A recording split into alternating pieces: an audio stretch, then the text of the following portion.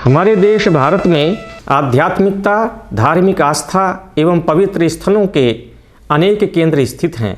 इसलिए भारत देश को तीर्थों की भूमि कहा जाता है। तीर्थ शब्द त्रिधातु से थक प्रत्यय लगने से निष्पन्न होता है, जिसके अनेक अर्थ हैं, जैसे मार्ग, रास्ता, घाट, नदी में उतरने का स्थान, पवित्र स्थान, जल स्थान, मंदिर आदि, जो किसी पुण्य कार्य के लिए अर्पित कर दिया गया हो। चर्चा यदि तीर्थों के महत्व पर की जाए तो हमारे शास्त्रों में इस संबंध में विस्तार से बताया गया है। उदाहरण के लिए तरति अनेन इति तीर्थम, अर्थात जिससे मनुष्य सफलतापूर्वक अपने जीवन के पार चला जाता है या तर जाता है, उसे तीर्थ कहते हैं। इस पक्ष को और अधिक स्पष्ट करते हुए शास्त्रों में बताया गया है कि तरति पापादिकम यस्मात्, अर्थात कि जिसके द्वारा मनुष्य पापादि कर्मों से मुक्त हो जाए, उसे तीर्थ कहते हैं। तीर्थों के महत्व को महाभारत के वन पर्व में स्पष्ट करते हुए कहा गया है कि मनुष्य को तीर्थ यात्रा से प्राप्त पुण्य विभिन्न यज्ञों से प्राप्त पुण्य की तुलना में श्रेष्ठ होते हैं।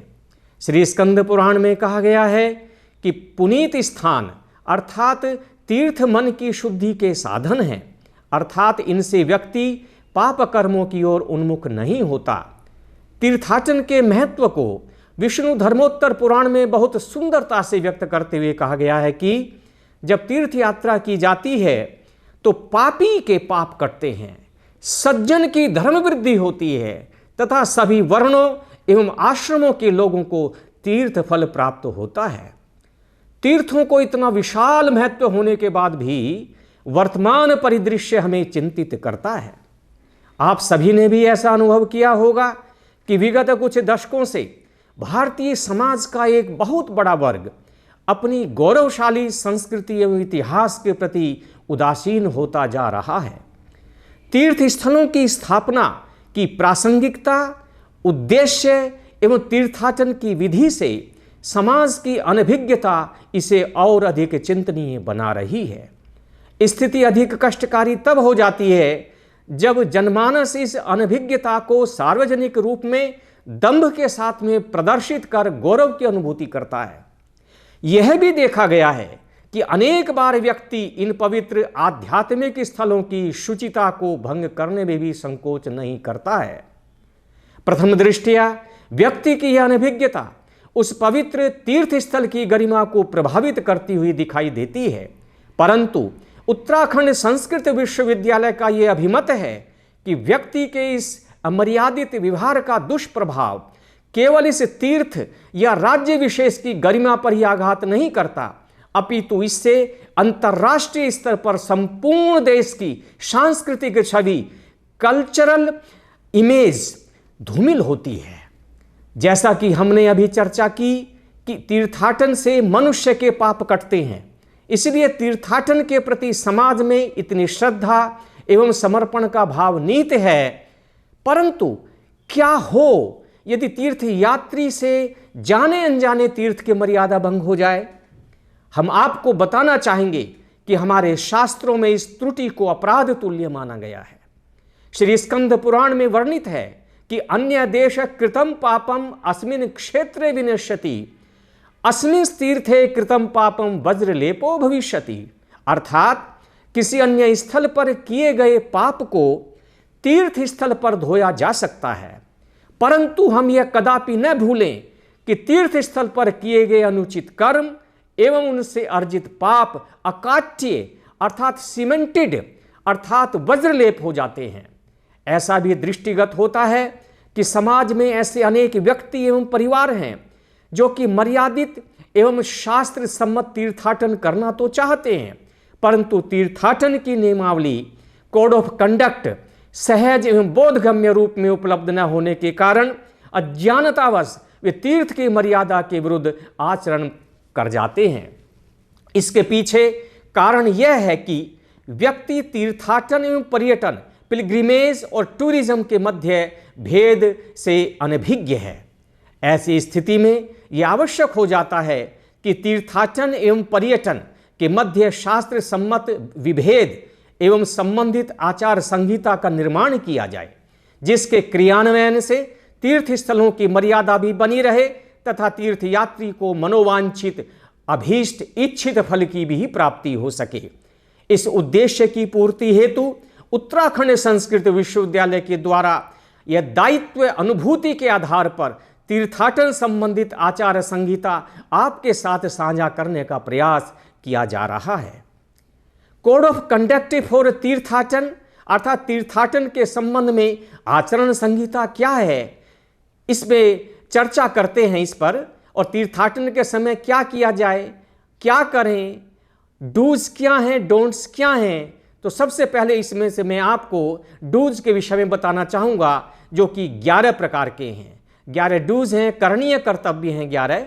उनमें पहला है कि व्यक्ति को अर्थात तीर्थयात्री को तीर्थ में श्रद्धा और तीर्थ महात्म्य में विश्वास रखना चाहिए। ऋषियों ने पांडवों को समझाते हुए कहा है कि युधिष्ठिर यमौ भीमा मनसा कुरुत आर्जवम मनसा कृत शोचा वै शुद्धास्तीर्थानि यास्यथा। हे युधिष्ठिर, हे भीमसेन, हे नकुल और सहदेव, तुम लोग तीर्थों के प्रति मन से श्रद्धा पूर्वक सरल भाव रखो, मन से शुद्धि का संपादन करके शुद्ध चित्त होकर के ही तीर्थों में तुम्हें जाना चाहिए।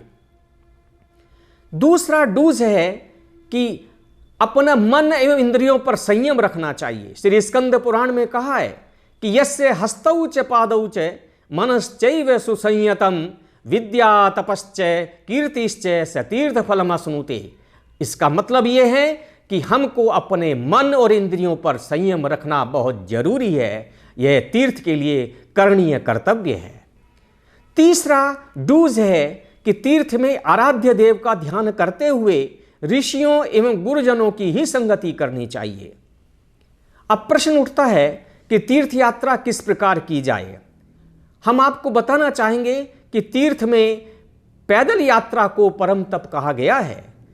पद्म पुराण के पाताल खंड में उल्लेख है कि पादचारी गतिम कुर्यात तीर्थम प्रति महोदय, अर्थात पैदल यात्रा ही परम तप को देने वाली बताई गई है। अब चर्चा करते हैं कि तीर्थ स्थल पर पहुंचकर हमारा आचरण कैसा होना चाहिए। इस विषय में शास्त्र बताते हैं कि तीर्थ में हमको स्वाध्याय, तपश्चर्या, संध्योपासना, हवन आदि करना चाहिए। सर्वविदित है कि जीवन के प्रत्येक पक्ष में अनुशासन का अर्थात डिसिप्लिन का बहुत गहरा महत्व होता है, और यह बात तीर्थों के लिए भी निर्देशित की गई है। शास्त्र कहते हैं कि तीर्थयात्री को आहार विहार में संयम रखना चाहिए। तीर्थ यात्रा के समय संतोष भी अत्यंत आवश्यक है। शास्त्र में बताया गया है कि जो प्राप्त है वह पर्याप्त है कि भावना को आत्मसात करते हुए तीर्थयात्री को संतोषी होना चाहिए।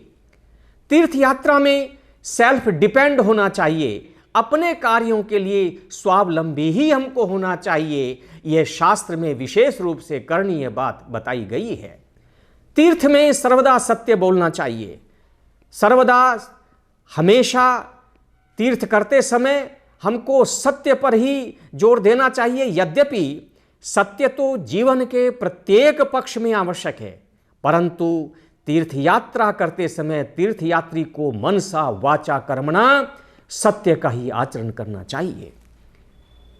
तीर्थ यात्रा को सभी प्राणियों के प्रति मैत्री, अहिंसा एवं आदर का भाव रखना बहुत जरूरी है। ये तीर्थयात्री के लिए अत्यंत करणीय बात है, और ये बहुत इंपॉर्टेंट है कि यदि हम तीर्थ यात्रा करते समय हिंसा का भाव रखेंगे, झूठ का भाव रखेंगे, अनादर का भाव रखेंगे, तो उसको तीर्थ का फल प्राप्त नहीं होगा। सर्वथा सर्वदा सर्वभूतानाम अनाभिद्रोह, सभी कालों में सब प्रकार से सब प्राणियों के प्रति, ह्यूमन बीइंग और नॉन ह्यूमन बीइंग सब के प्रति समभाव, मैत्री का भाव रख करके ही हमको चलना पड़ेगा। तीर्थयात्री को यथाशक्ति दीन दुखियों की अन्न, वस्त्र आदि से सहायता करनी चाहिए, अर्थात कोई दान जरूर देना चाहिए।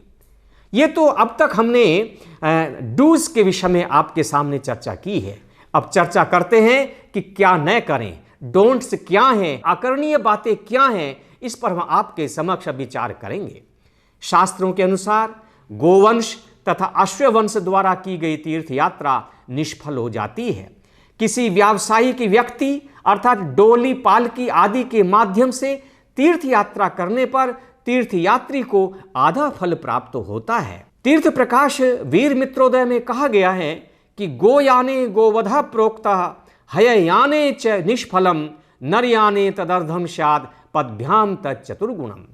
इस श्लोक में स्पष्ट रूप से ये अश्ववंश के द्वारा, गोवंश के द्वारा या डोली पालकी आदि के माध्यम से की जाने वाली तीर्थ यात्रा को उन्होंने निष्फल बताया है। और बड़ा महत्वपूर्ण बिंदु ये भी है तीर्थयात्री के लिए कि जो उसको नहीं करना है कि तीर्थ में जो अभक्ष्य वस्तुएं हैं, जो अखाद्य हैं, जो असेवनीय हैं, जैसे मांस, मदिरा, प्याज, लहसुन, नशीली वस्तुएं आदि का सेवन कदापि नहीं करना चाहिए। इस बात को युधिष्ठिर ने महाभारत के अंदर समझाते हुए जब वो उत्तराखंड के अंदर आए तो अपने भाइयों के सहित और उनके बहुत अनुगमन करने वाले उनके प्रेमी जन भी थे, समझाते हुए युधिष्ठिर ने कहा था कि ते सर्वे निवर्तन्ताम ये च मिष्ट भुजोद्विजाः पक्वान लेह्य पानानाम मांसानाम च विकल्पकः। जो द्विज मिष्टान्न भोजी हैं वे भी लौट जाएं, जो पक्वान है, जो चटनी है, पेय पदार्थ है और मांस आदि के खाने वाले मनुष्य हों वे भी वापस लौट जाएं। इसलिए तीर्थ यात्रा करते समय तीर्थयात्री को ये ध्यान रखना चाहिए कि महाभारत के अंदर जो ये बात कही गई है कि मांस, मदिरा, प्याज, लहसुन, नशीली वस्तुएं आदि का सेवन कदापि नहीं करना चाहिए, नहीं तो तीर्थ का फल प्राप्त नहीं होगा। एक और महत्वपूर्ण बात आती है कि तीर्थ यात्रा में जूते का प्रयोग वर्जित है, वो नहीं करना चाहिए। तीर्थ यात्रा में जूते का प्रयोग करने से चतुर्थांश फल की प्राप्ति का उल्लेख शास्त्रों में प्राप्त होता है। अपवित्र हाथों को गंगा, यमुना जैसी पवित्र नदियों सहित तीर्थ के जल से कदापि नहीं धोना चाहिए। तीर्थ में गए हुए तीर्थयात्री के द्वारा दान लेना अत्यंत अनुचित माना गया है। जो तीर्थ में लोभवश दान लेता है उसका यह लोक तथा परलोक दोनों ही नष्ट हो जाते हैं। प्रायः ही देखने में आता है आज के संदर्भ में कि 4 दोस्त संडे और सैटरडे को मिलकर के तीर्थ यात्रा के लिए निकल पड़ते हैं। शास्त्र में यह कहा गया है, पद्म पुराण में विशेष रूप से, कि भार्याम बिना ही यो धर्म सैव विफलो भवेत्। अर्थात तीर्थ यात्रा पति पत्नी को परस्पर सहमति से करनी चाहिए। पति पत्नी के बिना तीर्थ यात्रा नहीं करनी चाहिए, अन्यथा तीर्थ यात्रा का फल प्राप्त नहीं होता। इसलिए आज के परिदृश्य में जो 4 मित्र मिलकर के तीर्थ यात्रा के नाम पर पर्यटन करने निकलते हैं वह तीर्थ यात्रा की कोटि में नहीं आता। और अगली बात बहुत महत्वपूर्ण है जो कि तीर्थयात्रियों को स्मरण रखना चाहिए कि शास्त्र ये कहता है कि छुआछूत का विचार मन में नहीं आना चाहिए। पवित्र तीर्थों में जो छुआछूत है, अस्पृश्यता है, ऊंच नीच है, छोटा बड़ा है, उसका भाव, छुआछूत का भाव नहीं होना चाहिए। तीर्थयात्री को तीर्थ स्थानों की गरिमा के प्रतिकूल परिधान धारण नहीं करना चाहिए। आज के परिप्रेक्ष्य में यह बात अत्यंत विचारणीय हो जाती है क्योंकि आए दिन समाचार पत्रों में, सोशल मीडिया पर तीर्थ स्थानों पर इनडिसेंट ड्रेसिंग की चर्चा सामान्य सी बात हो गई है। तीर्थों के जल में अनेक कृत्य निषेध बताए गए हैं, ये बहुत जरूरी है। ब्रह्मांड पुराण में आता है कि गंगा पुण्य जलाम प्राप्य चतुर्दश विवर्जयेत शोचम आचमनम केशम निर्माल्यम अघमर्शनम गात्र संवाहनम क्रीडाम प्रतिग्रहम अथोरतिम अन्य तीर्थ रतिम चैव अन्य तीर्थ प्रशंसनम वस्त्र त्यागम अथाघातम संतारम च विशेषतः। अर्थात इस स्थल पर 14 बातें विशेष रूप से बताई गई हैं जो कि नहीं करनी है। इनमें से कुछ की चर्चा मैं करना चाहूँगा, जैसे कि बाल झाड़ना, गंदगी डालना, मैल छुड़ाना, शरीर मलना, कपड़े धोना, जल पीटना और जल के समीप में शौच करना और तीर्थ नदी को तैरकर पार करना आदि, ये कुछ बातें हैं जो कि शास्त्रों में निषिद्ध बताई गई हैं। तीर्थयात्री को तीर्थ यात्रा के समय दूसरे तीर्थ की महिमा के प्रति भी अनुराग नहीं रखना चाहिए। यदि आप पर्टिकुलर किसी तीर्थ की यात्रा करते हैं तो दूसरे तीर्थ का जो महात्म्य है वो आपके मन में नहीं आना चाहिए। और बहुत महत्वपूर्ण बात यह भी आई है कि वायु पुराण के अंदर आता है कि तीर्थानि अनुसरण धीरः श्रद्दधानो जितेंद्रियः कृत पापो विशुद्धेत किम पुनः शुभ कर्म कृत अश्रद्दधाना पापमानो नास्तिका स्थित संशया हेतु दृष्टा स पंचेते न तीर्थ फल भागिने। अर्थात तीर्थयात्री को अश्रद्धावान, सुरापाई, नास्तिक, संशयात्मा, कुतर्की नहीं होना चाहिए। ये थे डोंट्स। इस चर्चा के माध्यम से हमारा उद्देश्य आपके साथ तीर्थाटन की आचरण संहिता के विभिन्न पक्षों को साझा करना था। आशा करते हैं कि समाज के द्वारा इसका अनुसरण किया जाएगा, जिससे तीर्थाटन की मर्यादा भी बनी रहेगी तथा तीर्थयात्री को मनोवांछित, इच्छित, अभीष्ट फल की प्राप्ति भी हो जाएगी। इस विषय में आपके सुझाव सादर आमंत्रित हैं। धन्यवाद। ओम शांति।